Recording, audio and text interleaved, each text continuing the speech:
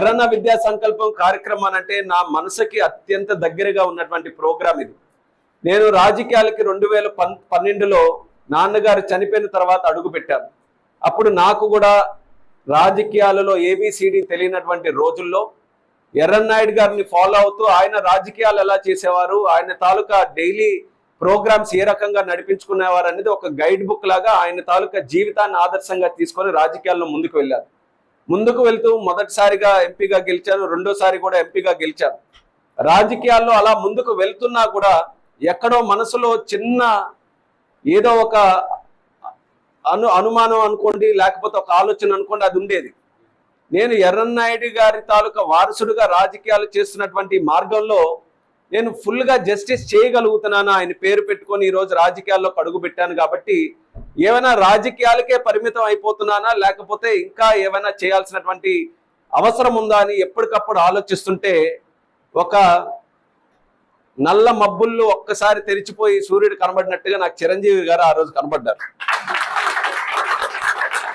అదే ఆ టైంలో నాకు కూడా ఆలోచన ఉండేది, ఇంకా ఏదో ప్రోగ్రామ్ చేయాలి. నాన్నగారిని ఆయన తాలూకా స్ఫూర్తితో 10 మందికి కూడా ఉపయోగపడే ప్రోగ్రాం కేవలం రాజకీయాలకు ఎప్పుడు కూడా రాజకీయాల్లో ప్రతి సభ ఆయన చెప్పినట్టు ఎర్రన్నాయుడు గారి తాలూకా పేరు తీసుకున్నదే రాజకీయ సభ మొదలు కాదు, ముగింపు కూడా జరగదు. కానీ ఆయన కేవలం రాజకీయాలకే కాకుండా ఇంకా ఏదో చేయాలని ఎంతో ఆతృతగా ఉన్నటువంటి నాకు ఏ ఆలోచన కూడా సరిగ్గా తట్టలేదు. అటువంటి సమయంలో ఎమ్మెల్సీ ఎలక్షన్స్ వస్తే చిరంజీవి గారి తాలూకా అభ్యర్థిత్వాన్ని బలపరచడానికి మేము జిల్లా అంతా కూడా తిరుగుతున్న సందర్భంలో ఆయనతో కొంచెం ర్యాపో బిల్డప్ అయ్యి ఆయన ఏం చేస్తుంటారు, ఎలా వచ్చారు రాజకీయాల్లోకి, ఆయన కార్యక్రమాలు ఎలా చేస్తున్నారు అన్న దాంట్లో ఈ కోచింగ్ తాలూకు అంశాన్ని ఆయన ద్వారా తెలుసుకున్న తర్వాత నేను కూడా ఆ 8 సంవత్సరాలు రాజకీయాల్లో అనేక మంది శ్రీకాకుళం జిల్లా తాలూకు యువతి యువకులతో ఇంటరాక్ట్ అయితే వాళ్ళు కూడా నాకు చెప్పినటువంటి పెద్ద విషయం ఏంటంటే, మేము ఎంత కష్టపడి ప్రయత్నం చేసి ఈ పోటీ పరీక్షల్లో మేము చేయాలన్నా మాకున్నటువంటి ఛాలెంజెస్ వల్ల మేము అది చేయలేకపోతున్నాం. అందులో అత్యంత ముఖ్యమైనటువంటిది ఆర్థిక పరిస్థితుల వల్ల కొంతమంది కనీసం పుస్తకాలు కూడా కొనుక్కునే పరిస్థితి లేదన్న. చాలా బాధ కలిగింది.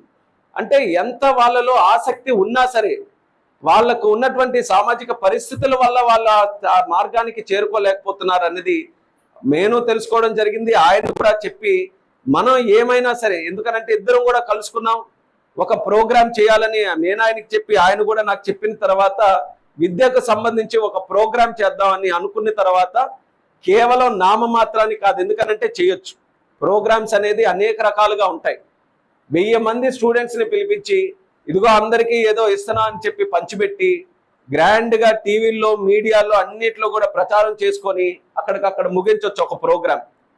ఆ ప్రోగ్రాం చేసిన తర్వాత కూడా గర్వంగా చెప్పుకోవచ్చు, చూడండి నేను విద్య పట్ల ఇంత చేశానని. కానీ ఆ రోజు మీ ఇద్దరం కూడా ఆలోచించుకున్నది కేవలం రెగ్యులర్గా రొటీన్గా జరిగేటటువంటి ప్రోగ్రాం కాకుండా మనం ఏదైనా ఒక కార్యక్రమం యువతకి సంబంధించి చేస్తున్నామనంటే ఏదో ఒక షార్ట్గా ఒక సమస్యకి పరిష్కారం అందించాలి, వాళ్ళకి కూడా వాళ్ళ జీవితంలో ఒక మంచి ప్రోగ్రాంతో అసోసియేట్ అయ్యామనేటటువంటి భావన కలగాలని చాలా కూలంకుషంగా ప్రతి అంశాన్ని కూడా డీప్గా డిస్కస్ చేసి ఆ రోజు మొట్టమొదటి కార్యక్రమం ఎర్రన్న విద్యా సంకల్పం నుంచి జిల్లాలో ఎవరైతే పోటీ పరీక్షల కోసం ప్రిపేర్ అవుతుంటారో అందులో ముఖ్యంగా మనకి డిఎస్సి గ్రూప్స్ అలాగే కానిస్టేబుల్ వీళ్ళందరికీ కూడా పుస్తకాలు పంపిణీ చేయాలని ఒక ప్రోగ్రాం స్టార్ట్ చేశాం. పుస్తకాలు పంపిణీ చేయాలి, పంపిణీ చేస్తున్నామని చెప్తే 1000 మంది అసలు అవసరం లేని వాళ్ళు కూడా ఏదో ఇస్తున్నారు కదా, ఫ్రీగా ఇస్తున్నారు మేము కూడా తీసుకుంటామని పేర్లు రాసుకోవచ్చు, రిజిస్టర్ చేసుకోవచ్చు, వాళ్ళు కూడా రావచ్చు. కానీ అందులో ఎవరైతే అవసరమైన వాళ్ళు ఉన్నారో, ఎవరికైతే దానివల్ల ఉపయోగం కూడా పడుతుందో అటువంటి వాళ్ళని ఎలా ఎంచాలనని ఆ రోజు ఆలోచించినప్పుడు ఒక ఎగ్జామ్ కూడా పెట్టాలి. ఆ ఎగ్జామ్ కూడా ఎలాగనంటే నామమాత్రంగా కాకుండా ఏపీపీఎస్సీ ఏ రకంగా ఎగ్జామ్ కండక్ట్ చేస్తుంటుందో ఆ విలువలతో ఆ యొక్క కెపాసిటీతో ఆ రోజు నిర్వహించాలని ఆ రోజు చిరంజీవి గారు కూడా అడ్వైస్ చేస్తే ఆ అడ్వైస్ ప్రకారం కొన్ని కాలేజెస్ 3 సెంటర్స్ మనం ఇక్కడ శ్రీకాకుళం జిల్లాలో పెట్టుకొని రిజిస్ట్రేషన్స్ ఓపెన్ చేసాం. 8000 మంది రిజిస్టర్ అయ్యారు. దీనికి కూడా 8000 మందిలో సుమారు 4500 మంది ఎగ్జామ్స్ రాయడానికి కూడా వచ్చారు. ఎందుకనంటే చాలా మందికి ఆ ప్రోగ్రామ్ అప్పుడు ఫస్ట్ ఆఫ్ ఇట్స్ కైండ్ కాబట్టి అర్థం కాలేదు. రిజిస్ట్రేషన్ చేసినప్పుడు రిజిస్ట్రేషన్ చేశారు, కానీ అంత కెపాసిటీలో అంత పగడ్బందీగా ఎగ్జామ్ జరుగుతుందని తెలియదు. జరిగినప్పుడు కూడా చాలా మంది వస్తే వాళ్ళు కూడా సర్ప్రైజ్ అయ్యారు. ఈ ప్రోగ్రామ్ అసలు యాక్చువల్ గా ఉందా, ఎలా ఆర్గనైజ్ చేస్తారా, ఈ లెవెల్లో ఇంత కెపాసిటీలో ఇన్విజిలేటర్స్ కూడా పెట్టి ఎగ్జామ్ రాయిస్తారా అని. రాసిన తర్వాత వాళ్ళందరి తాలూకా కాన్ఫిడెన్స్, అప్పటికి ఏమి జరగలేదు, ఇంకెవరు రిజల్ట్ చేయలేదు, కానీ ఆ రోజు రాసిన తర్వాతే వచ్చిన వాళ్ళందరూ కూడా చాలా ఎక్సలెంట్ గా ఆ ప్రోగ్రామ్ గురించి చెప్పిన తర్వాత మాకు కూడా ఒక మంచి ప్రోగ్రామ్ చేయబోతున్నా అన్న నమ్మకం మాకు కలిగింది. తెలుగులో న్యూస్ కి ఫాస్టెస్ట్ యాప్ ఇప్పుడు టోటలీ న్యూ అవతార్లో జస్ట్ 5 సెకండ్స్ లో కంప్లీట్ న్యూస్, సోషల్ మీడియాలో ట్రెండ్స్ కి one stop solution, live TV app, voice search option తో ఇప్పుడే డౌన్లోడ్ చేయండి లేదా అప్డేట్ అయిపోండి. యాప్ లింక్ డిస్క్రిప్షన్ లో ఉంది.